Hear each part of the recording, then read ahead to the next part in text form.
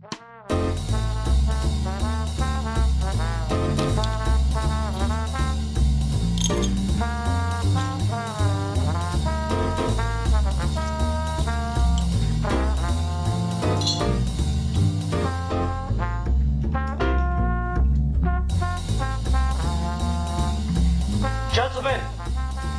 the time has come once again to discuss things.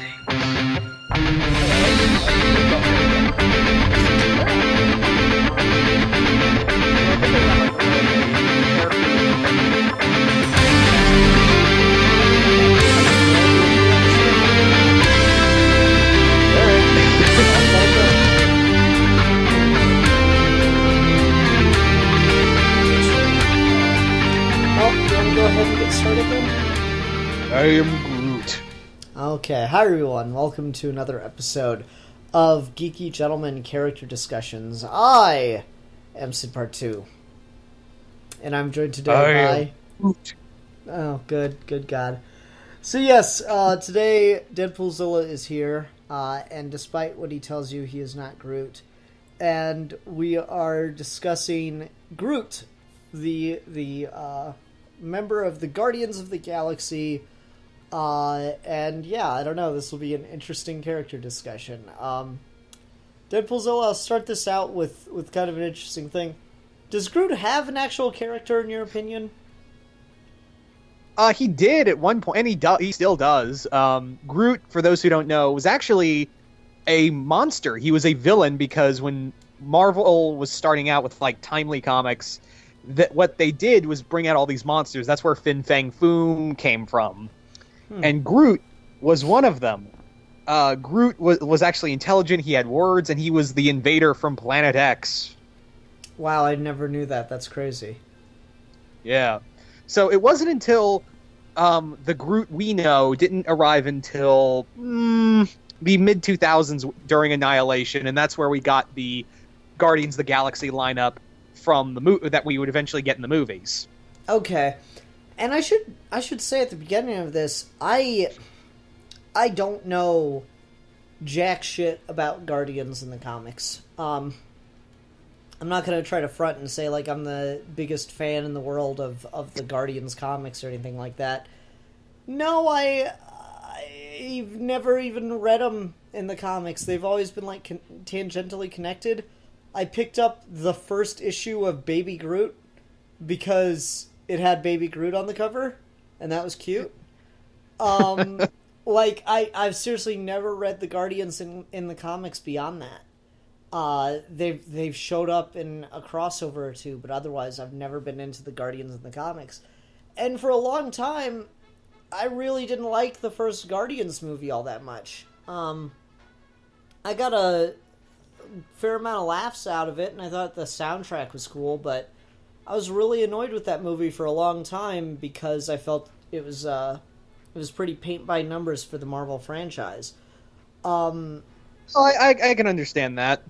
Yeah, and that softened on me. What did you think, though? What? I'm sorry, what? I said, what did you think of the second one? What did you think of the second one? That's what kind of softened me on it. Like, I used to really dislike the first one, and then when the second one was coming out, I was like, just another trash Guardians movie. That's probably going to be the exact same movie as the first one. And the second Guardians is one of the best MCU films. And it improved the other film for me. And, like, I still think that one has a lot of problems, but it makes it a much better movie, in my opinion. And so, Groot is a character I like because of the movies. And that's a weird thing for me as, like, the comic book guy kind of thing, you know? I'm usually like, I see the character in the movie, I'm like, this is a good representation of the character, but overall I think there's a structure to the character in the comics that's better. And no, that's just, MCU Groot is my Groot. All right, that's fair. What's your background on Groot? My background on Groot is I didn't really get into him until, like, Annihilation, and even then I was like, oh, okay, the gag is he says, I am Groot, okay. And the movies softened me on it. But yeah, the character has gone through a lot. In fact, recently, because I don't know if you know this or not, but during this coming event called called the Infinity Wars in Marvel, because we got to ride that Infinity War money. There's a prelude series called Infinity Countdown, which in there Groot is actually restored to his former self. In that he's not just saying "I am Groot" anymore; he's actually making full sentences, and he's actually more powerful now. That's interesting. Yeah, so I don't know. It's weird to talk about Groot because I opened up with the question, do you think he's got an actual character, since all he really says is I am and Groot in that order. And I think the MCU version definitely does have a true character. And I think the interesting things that I've learned about the way James Gunn writes those movies is he writes actual scripts for Groot that only Vin Diesel gets to read. And Vin Diesel then takes that sentiment and turns it into how he is going to say, I am Groot. So, like, the tearjerker that got everybody, spoilers for Infinity War, but the tearjerker that got everybody was Groot's last words, I am Groot, were actually, Dad, I don't feel so good, to Rocket. And that was like, that was just absolutely tragic as fuck.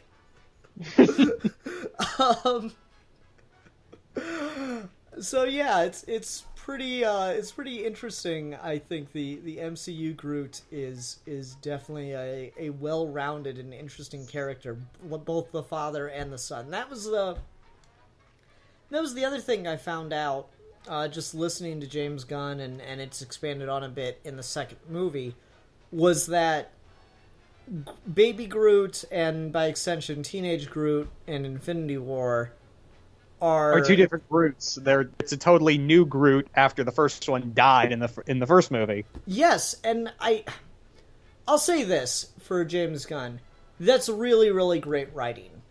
He didn't convey that very well in the first movie, especially given what little I know about the character from the comics and the track record of MCU movies killing off a character for dramatic effect. And for the longest time, killing Groot and then bringing him back 2 scenes later as a baby little tree thing, that sat so poorly with me for the longest time.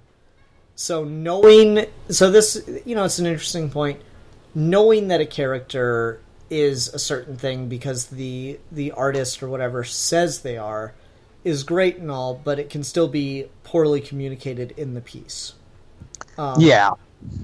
And so that's kind of where I sit on the whole son of Groot thing. But yeah, like that, knowing that information made Guardians Volume 1 a much better movie. It's still got a lot of like the really typical Marvel stuff, but the one that pissed me off the most in that movie was Groot.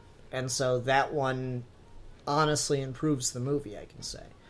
But yeah, like Guardians Volume 1 Groot, I think, is the most emotionally mature out of everyone, and he has some of the best scenes in the first movie. And then I think the idea of having Groot be a baby in Guardians Volume 2 is really, really interesting because so much of that movie is about family. And to see that they're all taking care of a child is really, really interesting. Yeah. What do you think? I really like that aspect, and I love that little moment at the end of the film where Peter's trying to like mentally process killing his dad, who tried in turn to kill him, and he just has this moment with Groot, and they're just listening to music together, and I'm like, that is goddamn adorable. It is. It really is. The way that Groot kind of works in the different scenes is so good. The way he functions among the other Guardians, and yeah, it shouldn't make a whole lot of sense. I am Groot. It should just be kind of ridiculous, but it kind of goes to, I think, the visual medium of film and how well you can convey things. Yeah. with It's very performances much and inflictions. it's very much like with Chewbacca in Star Wars, Hmm. where every roar and every movement is like at a different inflection. So Yeah, that's it. yeah. Yeah. Um, Uh, so you've read more Groot in the comics than I have. Do you think that stuff carries over, or do you think Groot just factually works better on film? I think he works a little better on film because there's so much emotion. Like it's really hard because you really got to get the right artist to like facially emote with Groot in some comics. Other than then it's just a tree man saying "I am the same three words" over and over again, and it doesn't really fly. So the big thing I think in movies is that they can do that. Give that kind of emotion to each word, so you can at least get an understanding of it. Mm-hmm. So I think Groot works a little better in the movies. I know that sounds a little hereticish, but yeah, I think Groot works a lot better in film than he does comic most of the time. Yeah, I think so too. I don't know. I know there's the Guardians animated series, and I just haven't watched any of that. Though I am definitely more curious now than I used to be.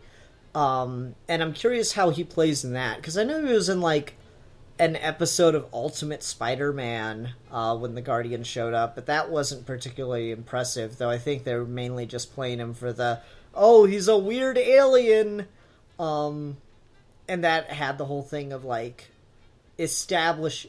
Like, in the comics, it's pretty firmly established that Groot is, like, if he gets blown up or whatever and regrows as a baby, he's still the same Groot. He's not the son of kind of thing. Yeah. So I think Which makes me wonder, like, is there going to be a moment where Rocket tries to get Thor's axe because it's made from Groot's arm? I don't know. That's a good point.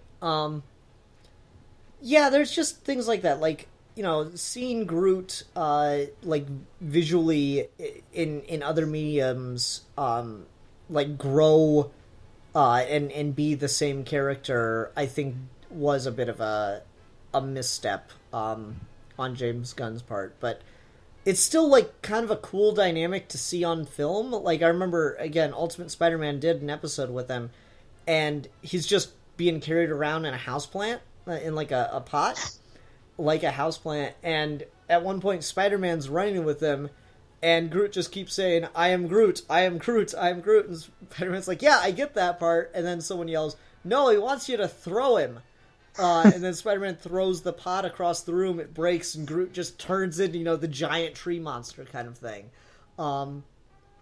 The show's not good, but it has its moments.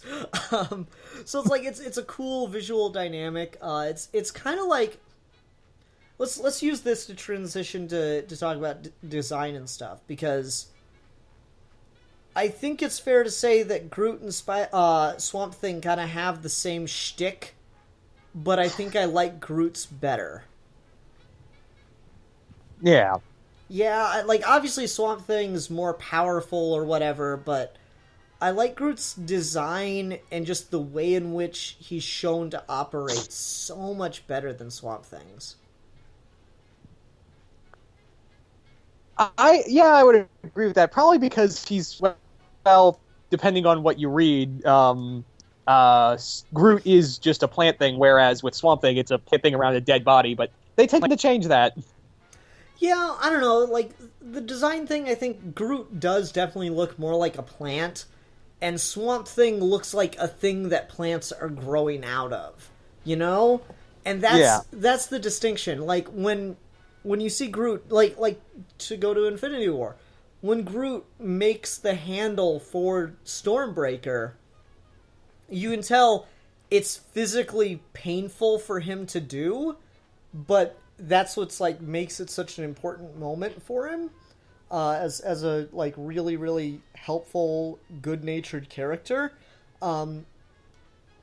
whereas when Swamp Thing grows things, as I've always seen it, it's so passive and it's like it doesn't have that same kind of like connection of it's a part of himself going. It's just it's like when Iceman blasts stuff, It's like it's used in just the same way, where it's not really it doesn't seem to have any connection to the character itself. So like the way Groot grows things, particularly in the first Guardians film, like everyone loves the scene where he gives the little girl the flower. That's really good. The scene where he creates the bioluminescent spores. God, that's great. Or when he like builds the plant bubble around everyone. Mm-hmm. Yep, that's a really good one too. And like Rocket's there and he's like, "You can't do this, you'll die." He's like, "We are Groot." God, that's a good ass moment. And again, it's handled a little shakily, but overall really well done by the end of the day. So like that's just, you know, the whole visual dynamic of how it all works, how it's expressed on screen is really cool, and it feels like it's more a part of the character to me. Yeah, I would agree with that. The major thing with Groot is that it all comes from him, and I think like again the movie really does well to emote that when he's in pain and when he's using his power, it's like you can just see from his face it hurts him, but at the same time it's like, no, I have to power through this to save everyone else. Mm-hmm. Yeah, it's you get the sense that he's a very self-sacrificing character. The visual way in which it works to have Groot be very tree-like, you know, covered in bark and all that stuff, that just, it looks cool. Like he physically looks like a plant that develops sentience. And that's just, it's a really neat look. He looks like a tree man. And, you know, to compare that to something like, this is totally an unfair comparison, but you remember the tree lady from the first season of Doctor Who, the revival with Eccleston?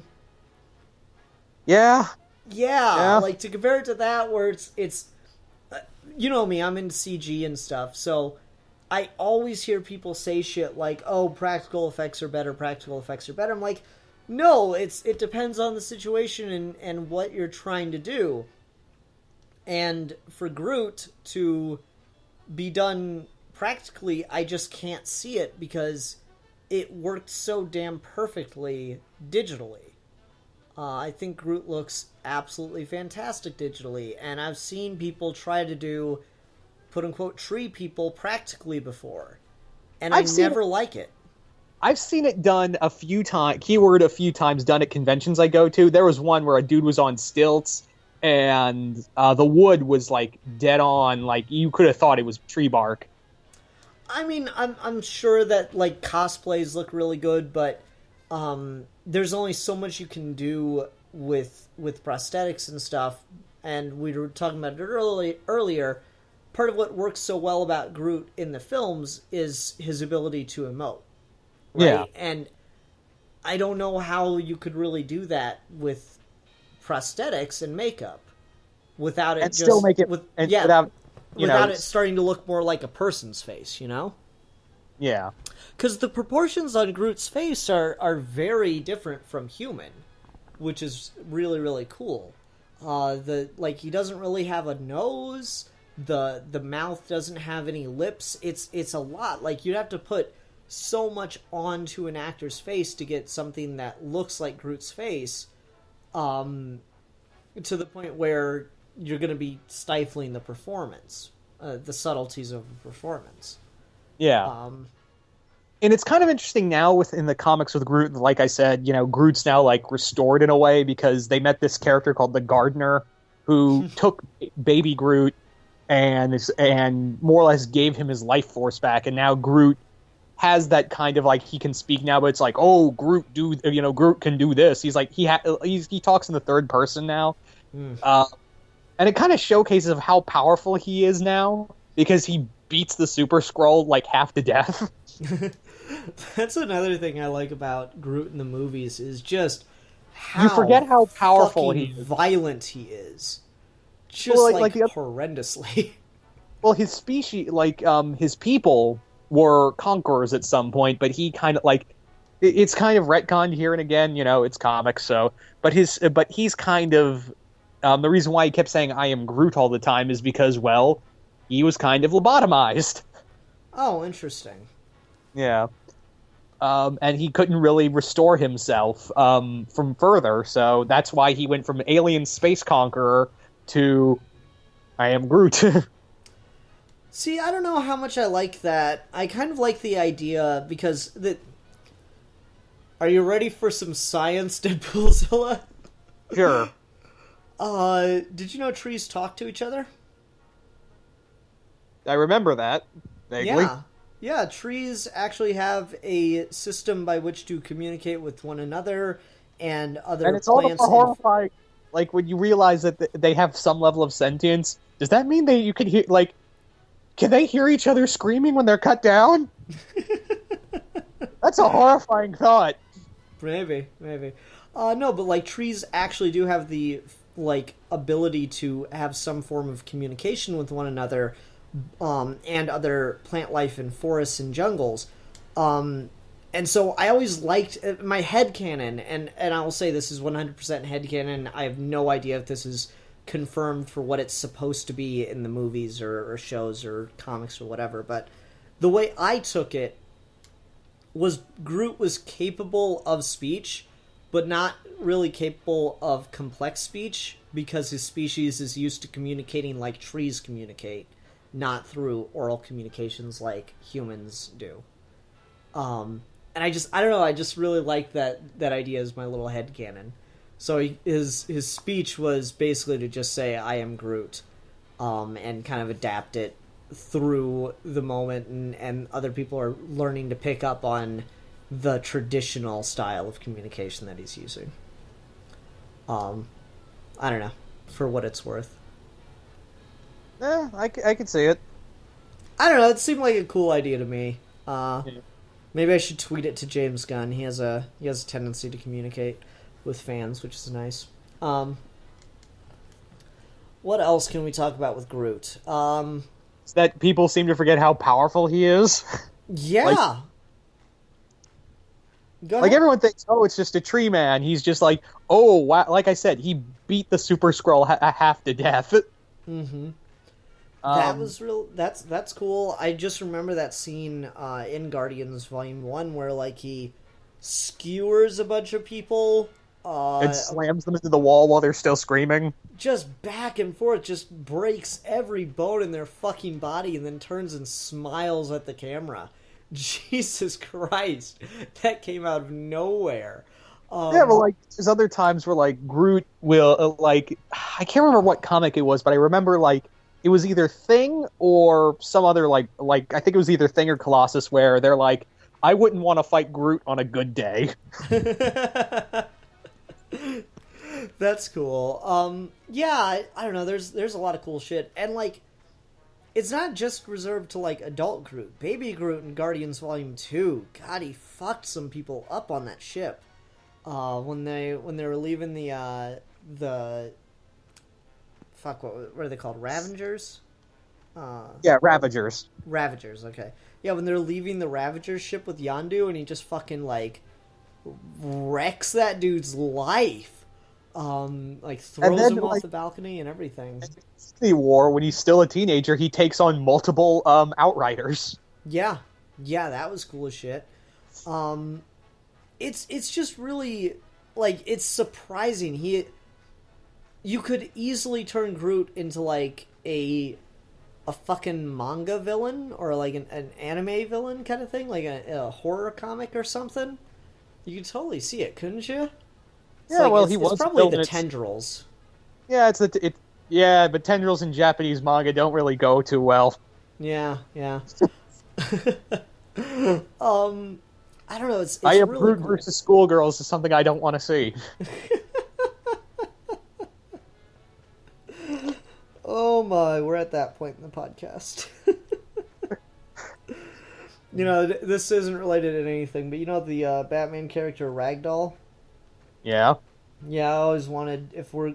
Like, we just did Batman Ninja, and from what I hear, it's stupid, but what they should have done for another Batman anime project was a Ragdoll-centric movie with Ragdoll as the villain, because that would have been absolutely horrifying in anime. Oh, yeah. Which Ragdoll are you talking about? Because, like, the one from Secret Six is equally terrifying. Either or both. Anyway, back to Groot. Yeah, I don't know. There's something just like the power scale on Groot's kind of cool. He's got like the whole shape shifting thing. Again, if you want to see how scary Groot could be, I guess I'd say just go read any Swamp Thing comic ever. Right? Yeah. Like Groot's basically capable of most of the things we've seen Swamp Thing do, I imagine. I remember, like, there's another comic I was reading where Groot chases a bunch of Skrulls into a room, and all you hear is screaming, and then Groot walks out covered in Skrull blood, and Star-Lord asks, "Hey man, what happened?" And Groot just says, "I am Groot." Okay.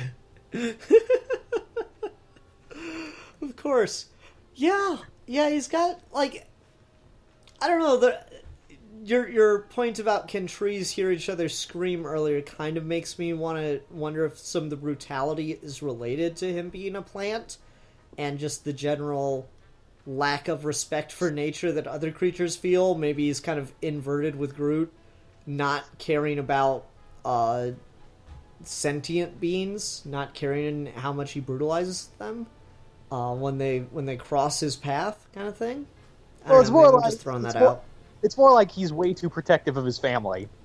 He's, Star-Lord and the others. He's like, that's my family. I'm gonna, take care of them. And if you hurt them, I'm gonna rip you to pieces, and you're gonna beg for death. Damn. Shit, fuck, damn. Yeah, that's a good way to look at it too. That's probably more consistent with the film, with the character then. I don't know. What else can we talk about with Groot? We need a couple more minutes. I don't know. I think we've talked about everything with Groot. I mean, actually, no. Let me ask you this: since now Groot can talk like full sentences in comics now, do you like that? Or do you just prefer "I am Groot"? Dude, after Guardians Volume 1, I am Groot was the only thing anyone could say.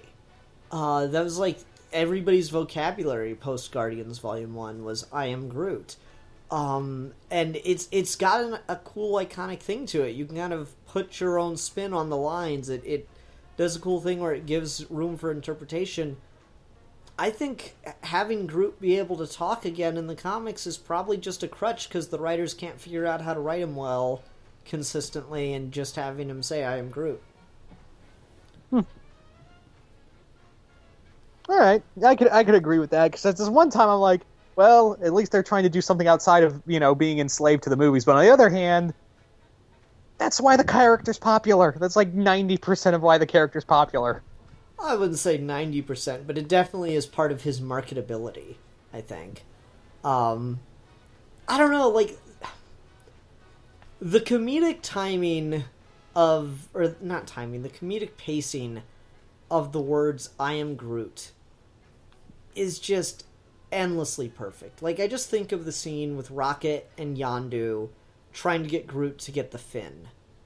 And fucking Groot comes back with, like, the amulet, and he puts it on his head, and he and Rocket get into a whole fucking conversation about why Groot doesn't like hats. And it's just the funniest shit ever. Like, I can't remember if it's before or after the next scene with the toe that Groot comes across, and Rocket and Yondu agree to never talk about it again. But, like, God, that whole bit about the hats is so much funnier than anything else in that movie. And that's a funny fucking movie at points. I cannot explain why that works so well. It's not like you could argue a lot of the I am Groots in the first Guardians film are like Rocket just picking up on the general tone and just like trying to understand what Groot means based on the context. That fucking conversation is hilariously specific.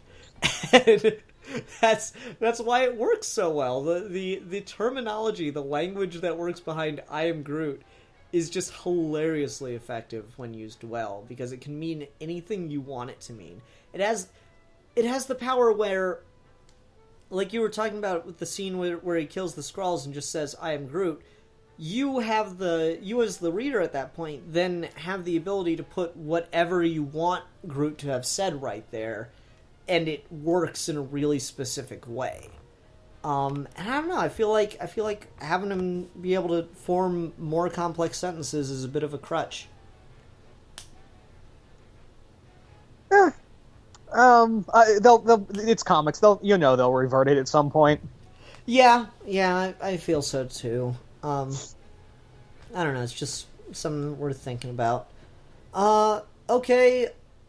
Let's go ahead and go on to recommends. I'm going to cheat and recommend Guardians Volume 1. Or, well, in order. I'm going to recommend Guardians Volume 2, Infinity War, and Guardians Volume 1. Alright. I'm going to go with Annihilation and the Gary Duggan Guardians run. Okay. Alright. Because they actually bring in Baby Groot in the comic, and it's actually because it was supposed to be because we want to get that movie money. But how he, and I don't want to spoil it, how he goes from Groot to Baby Groot in there is awesome. Okay. All right. What character will we be discussing next time, Deadpoolzilla? Okay, so there's a bit of a theme to this character. It goes as followed: Who's got the sweetest disposition? One guess, that's who. Who gets stuck with all the bad luck? No one but Donald Duck. Okay, then. That should be interesting. Alright. See you there, folks. Until next time, I'm the Philosopher. I am the Don Juan of Comic-Con. And we are your geeky gentlemen. And we will be discussing things.